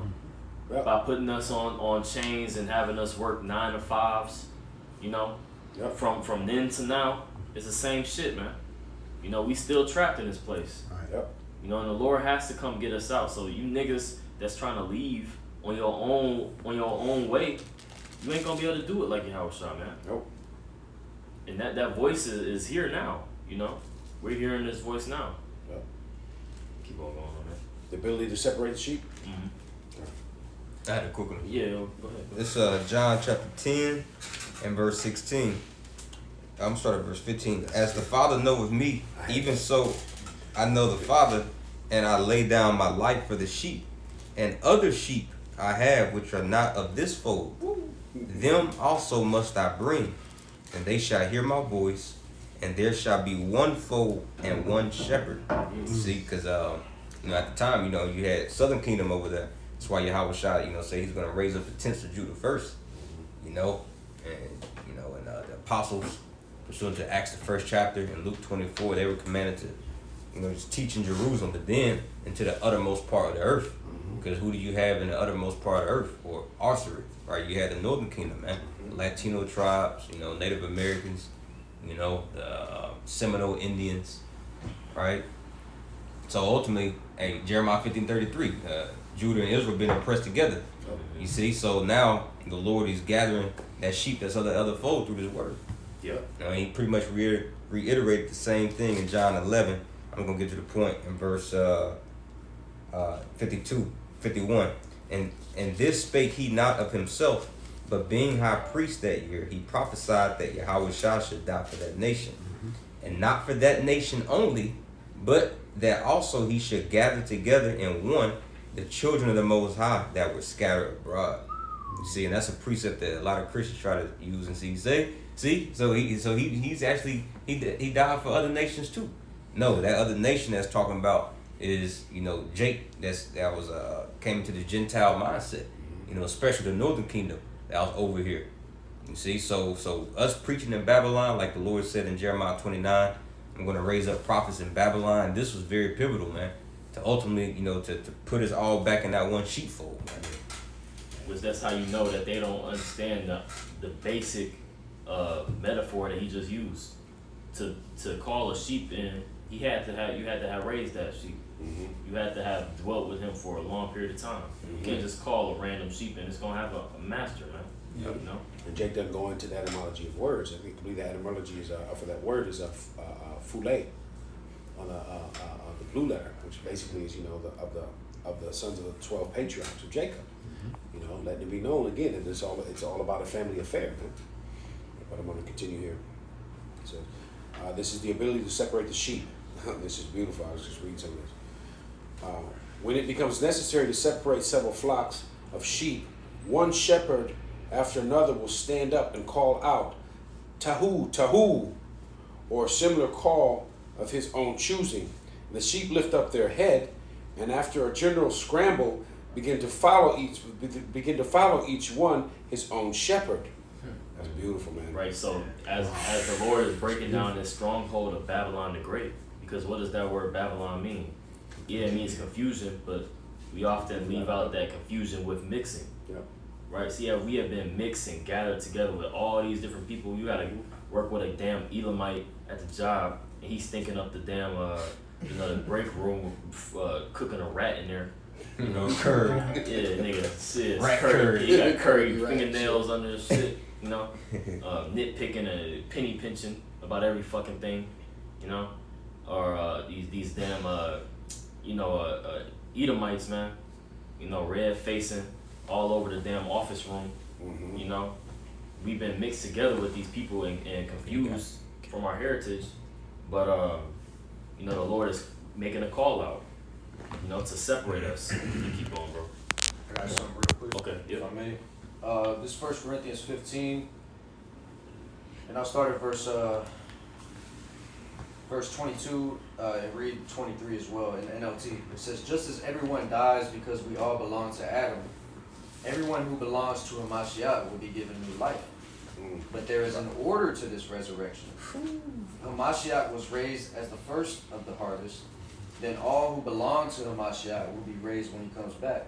So just like you had read in the manners and customs right there, it said that the sheep lift up their heads, in a general scramble and begin following one another after the sound of the shepherd's voice. So that chief shepherd calling out to us, through the spirit and power of Yahweh Shai being placed upon the apostles. It's a trickle-down effect. Every man's going to be in their own order. It's like a pyramid, if you will. Yahweh Shai at the top, and then King David, so on and so forth, the 12, and then the rest of the 144,000. Yep.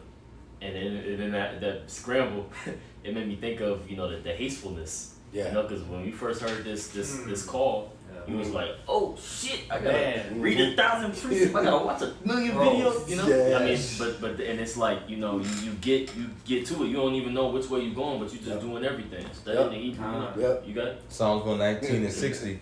I made haste and delayed not to keep that commandment. Yeah. And keeping that commandment is holding fast to a call, because you get the word command from commandment, right? So the Lord is commanding a room or commanding his men to him, and we're following that stead by giving us this instruction, right? You see how it's coming back. We coming back to our heritage, I got a quick one. Mhm. Titus 1:9, it says, holding fast the faithful word as he had been taught, that he may be able by sound doctrine both to exhort and to convince the gainsayers. But the point I wanted was that holding fast the faithful word as he had been taught, because we learned this from men at the end of the day. Obviously through the spirit and power of Yahweh Shai, resting upon those men, but that's just made me think of that what you had just read. Right. And they also had examples. The sheep had examples, as he said, following along through the path, one after another, right? So if there was a little intrusion in space, or somebody was trying to walk an opposite way, you would still be, following your sheep, the ones that was of that sheepfold, going back to the same shepherd. Yeah. And this proves that you can't be no solo. Yeah, this proves you can't be no solo dolo Israelite too, man. Because you got a lot of Jake think, oh man, I don't care what they do. I ain't for the whole camp. I'm just gonna watch. I'm just gonna watch it on my phone. Yeah. Nah, bro, this is a congregation. The fact that it's called a congregation, because you go to that word congregation, it literally means amongst the sheep, amongst the flock, man. Ooh. So part of being the Lord's flock, you gotta be around each other, man. Yeah. Now of course, even amongst being around each other, we still have our personal walks, but the Lord is calling us into an assembly. Right. Because that's what David was known for doing. Right? What did he do? He gathered the northern kingdom and southern kingdom together, man. And that's what's happening now, pursuant to Ezekiel 37. Yeah. If I may, I was gonna say individuals like that, when Jacob's trouble really picks up and in high gear, individuals like that are gonna bug the fuck out. Because even in the spirit, even though we may be separated from brothers potentially, but still in the spirit, we're still gonna be with them. Because again, we've been doing this for a significant amount of time. So that camaraderie, that unity in spirit is not gonna go away. But in that time, man, if you just been out here just lone wolfing it, thinking you the shit, making your YouTube videos, bro. You ain't gonna have it, man. You're gonna bug the fuck out, and how about you, man? Shepard gonna fuck you up, man. That's out of order. It's just like the king that was trying to go and sacrifice himself. Lord jacked him up with that leprosy. Yeah. That's what's happening. That's out of order. You trying to do your own thing. Lord has set up men that's gonna lead you to him. Yeah, it's pride. Oh yeah. Yep. And you see that unity amongst the Lord's men right now, bro. Like, kid you not, because out here in GMS Dallas, we usually break it off in 3, sometimes four different camps. Yep. Yeah. Yeah. But like Brother Yawan, he'll be going around his camera, typically at the end of camp, and recording each brother, recording each camp, of Great Millstone Dallas. And we can't hear the other camps what they going into. Yeah. But oftentimes, we're all going to the same thing, same precepts coming out. You can't make it up. This happens every week, man. Yep. You see, but that's the Lord's sheep being on one accord, man.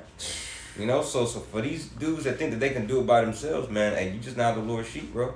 Yeah. There's so many benefits that come with the body, man, because you in this flesh, Jake got to realize, you know what I mean? We need to be rejuvenated. Of course, through Spirit and Yahweh Shai, but that's what he has his men set up for. You get on the phone, you can have a holy conversation with Jake. Who you gonna have when you out here by yourself? Who you gonna call? Some dick in the world? Right. There's things that isolation isn't always good. Yeah, I got some. This is Ecclesiastes 4:9. It says, 2 are better than 1 because they have a good reward for their labor. For if they fall, one will lift up his fellow. There it is. But woe to him that is alone. When he falleth, for he hath not another to help him up. And what is a sheep that is alone? A sheep that's alone, you can count him as dead. I was thinking of that. I was thinking of saying that, when we heard, he that wandereth out of the way to understanding remaineth in the congregation of the dead. Because that's to not understand that you need to show accountability, which you can only do that to another human being, right? You can only show that you're accountable and worthy of, and show your gifts of brotherly love through another brother. Yep. So how can you do that solo dolo? Yep. Yeah. You can't do it. You can throw an assist to yourself off the glass, nigga. You gonna lose the game. Yeah. You gonna show charity to yourself. I was just gonna buy yourself a gift. Who you gonna show charity to? Nigga got the rebound and the assist and the bucket. Come on, man. Nigga serving himself. Yeah. Hey, I'm on. Looking in the mirror, serving. Looking in the mirror, myself a good plate. bugging out. So it's obviously like that. These, you know, they don't know what they're talking about. Yeah. You know, you have to like in the instance of a sheep or, you know, a flock about to be attacked. If a sheep sees one flock go, you just like, and that's to show you that Jake is sheep, bro. Yep. Because when a nigga run, what everybody No else do, question. just start running, right? If one sheep run, they all gonna start running. Herd You know, mentality. into that herd mentality, which is it's a good thing, right? Yeah. It's sometimes a good thing because the Lord has put, you know, like we always say, like we in the spirit, because it's like one body, like that group think mentality is good if it's in righteousness. Yeah. You know, being of one accord. Like if you don't have to speak to a brother, you just look at him and you know, like, you know the precept I want. You know what I'm thinking right now. You go out with a brother and it's like, you know, a damn mo come up and you look at your brother, you like, you know what it is. Sometimes that's gonna work in our benefit in these last days, bro. Mhm. You know, because something happen, we look at each other. That communication is gonna be understood, a nonverbal. Yeah. You know, that being one accord. Yeah. You know. It's spiritual power. Almost Exactly. like reading minds. I got something real quick. Hebrews 10, verse 23 and 24 in the NLT. It says, "Let us hold tightly without wavering to the hope we affirm, for the Most High can be trusted to keep his promise." Oh, I'm sorry, 24 and 25. It says, "Let us think of ways to motivate one another to acts of love and good works. And let us not neglect our meeting together, as some people do, but encourage one another, especially now that the day of his return is drawing near." You know, so that's just to land back off the point. It says, "Let us not neglect our meeting together." Can you get that word encourage? This is an NLT, so Okay. yeah, I can read it in the KJV though. It says, Hebrews 10 and 25 KJV. It says, "Not forsaking the assembling of ourselves together, as the manner of some is, but exhorting one another, and so much the more as ye see the day approaching." Yeah, or exhort, I guess. Let me see, I got you. That word exhort, exhorting, Strong's G 3870. I'll just play it. Strong's G 3870. Parakaleo. Parakaleo. All right, it says to call to one side, call for summon. That's what it's. Oh, you got it. No, you Yeah, that's what a shepherd does, man. Yeah, to his sheep, he calls them to his side. Yeah. Like there's a famous YouTube video, you know. I'm pretty sure you brothers saw it, you know. But for the listeners on the camera, there's a particular YouTube video. You know, it had two different men. You know, one was the true shepherd, and one was just a random dude. And it was a field full of sheep. You know, and the one that wasn't the shepherd, he had tried to call to him, no response. But then the true shepherd, he called to him, instantly started coming up, man. Yeah. You see, so that's what the Lord's sheep gonna be doing, amongst the congregation, man. As we hear the Lord, calling, by his watchmen that he got out there on the highways and byways. Luke 14:23. Compel them, go out to the highways and byways and compel them to come in. And if you look at it, because you gotta watch the video, man, because this is very spiritual. If you look at the beginning of the call, few come, but then you see more and more as the end comes. Like it's just a greater movement, So it's like Large two, multitude. Yeah, it's like 2 or 3, and then like 4 or 5 start to come, and then that sheep that's there, he's just standing next to the shepherd. And then you start to see a flood just out of nowhere, It's the first couple ones, but then it's like they all just start to follow, Those first couple ones are those he goats. Yep. Yep.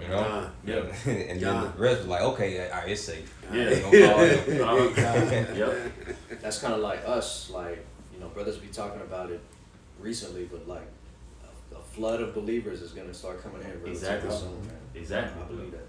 Yep. God. We can go back to that. Was there more on that, or that's pretty much it? To admonish, exhort, to beg, entreat, beseech. That's all the things that we went into as shepherd. Yeah, the last one, subsection F, it says to instruct, teach. Yeah. Yeah. See. Hey, just to land back on the brother's point, because there will be a great influx of Israelites, coming in at the last minute. Yahushua gave that parable in Matthew 20, but you go back to when Yahushua first started his ministry.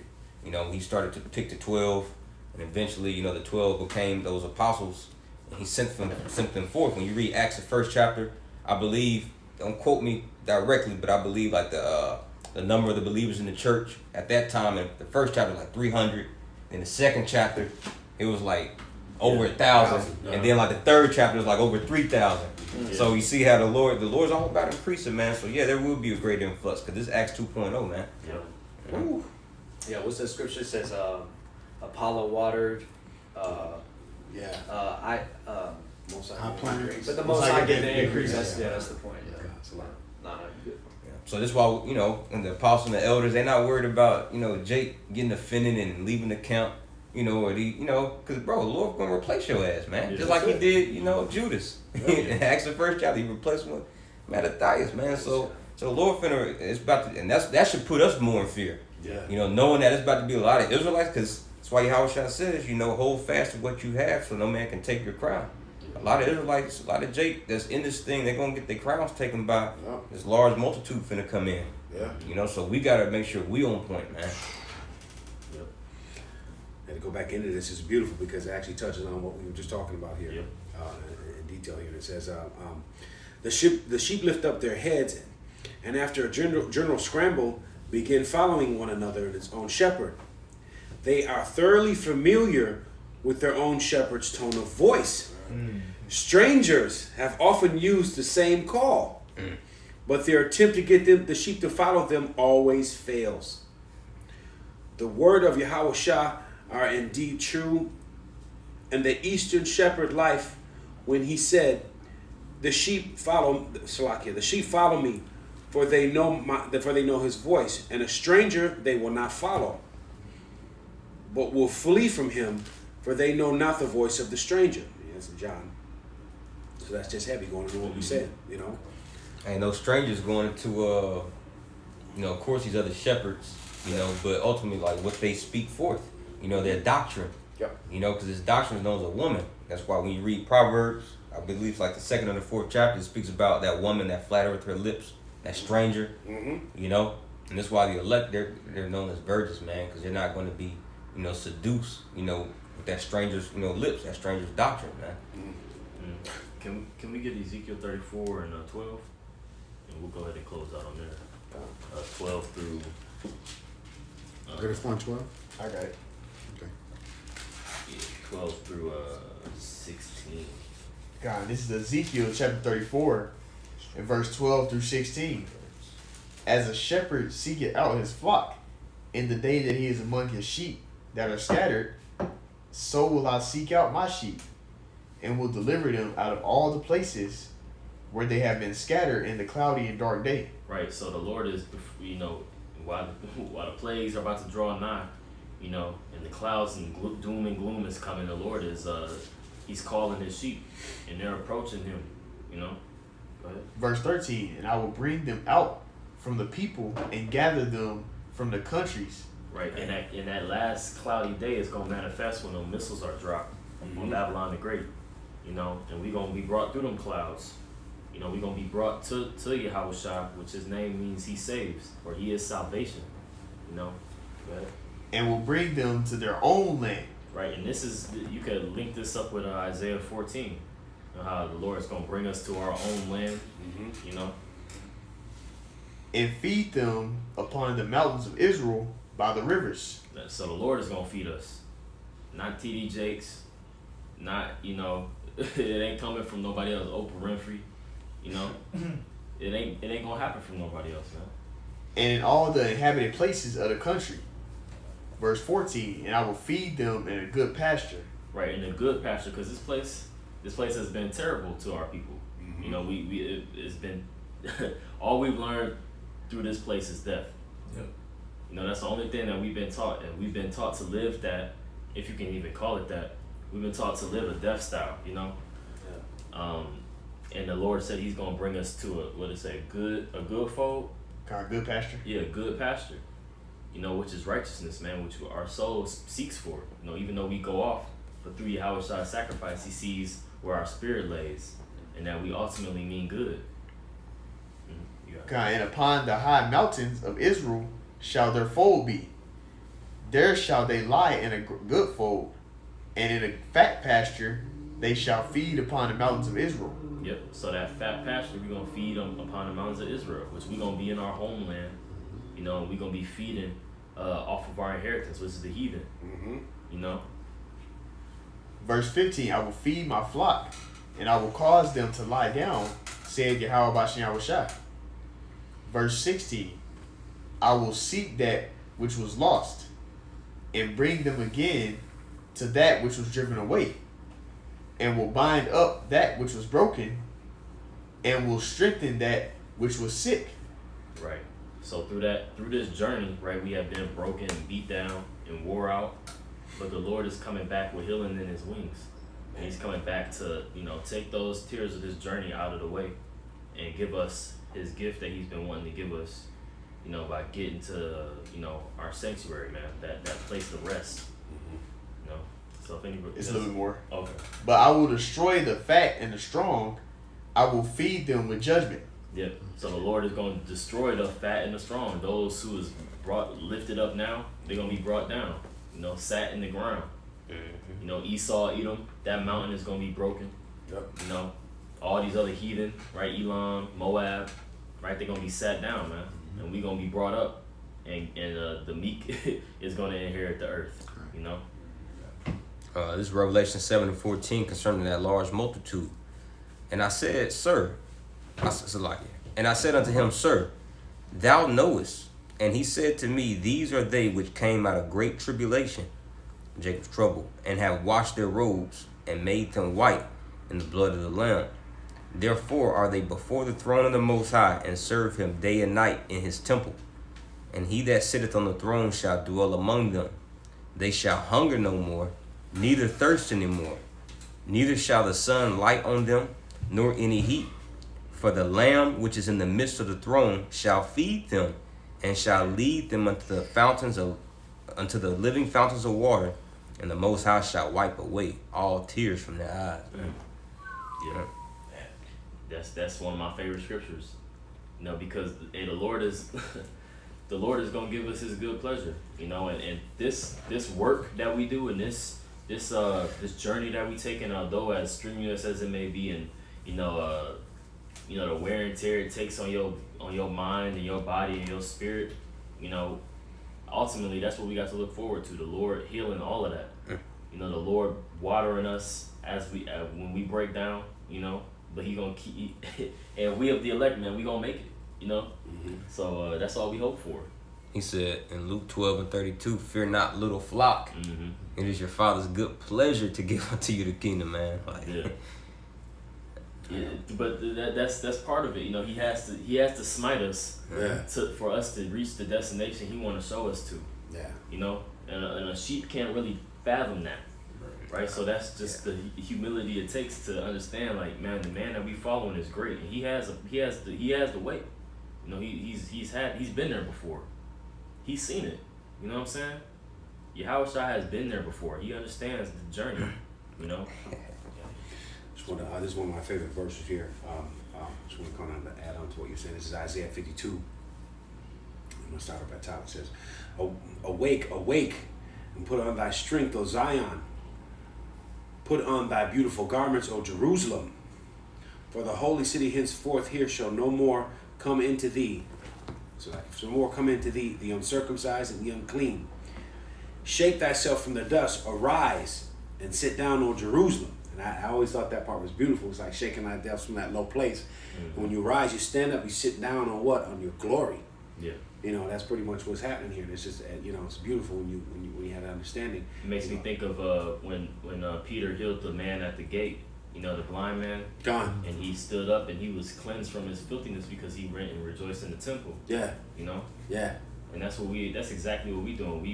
We stood up and have become clean through Yahushua and his miracle that he worked on us. You know, go to Ezekiel the 37th chapter and talk about that. Yep. Goes on to say, "Shake thyself from the dust, arise, and sit down, O Jerusalem. Loosen thyself from thy bands of thy neck, O captive daughter of Zion." Loosen the bands on the neck. The Lord's taking us out of captivity. You know? Hey. Being brought, that's low. That's low of the low. Yeah. Right? And that's what you think about being how we said that transition is going to come from being the shepherd to receiving that throne, that scepter, you know, the Lord is gonna take his youngest, right, Israel, or Jacob, the young, and bring them up, and we're gonna receive that scepter, man, that throne to judge, you know. It's beautiful. Last one here is, but thus saith the Lord, ye have sold yourselves for naught, and ye shall be redeemed without money. Through the blood of Yahushua. Call Allah Yahweh Ba'ashem Yahushua. Yeah, so that's why his sacrifice is great. Yeah. You know, because it's worth more than money, right? It's worth more than gold and rubies. Like, you can't buy your way into salvation, bro. Nah, man. You know. It's so worthy to be praised. Yes. You know, there's just no Exactly. way. You know, even that's putting it lightly. Yeah. You know, it's an action thing. Yeah. You know. Facts. So, anybody have anything else? Yeah, with that, we're going to give all praise, honor, and infinite glory unto our Heavenly Father. Yahweh Ba'ashem Yahushai Ba'ashem L'chakodash. Double honors to the apostles and elders of Great Millstone who taught us his truth. Peace and salutations to the hopeful elect. Keep pushing. Shalom. Shalom.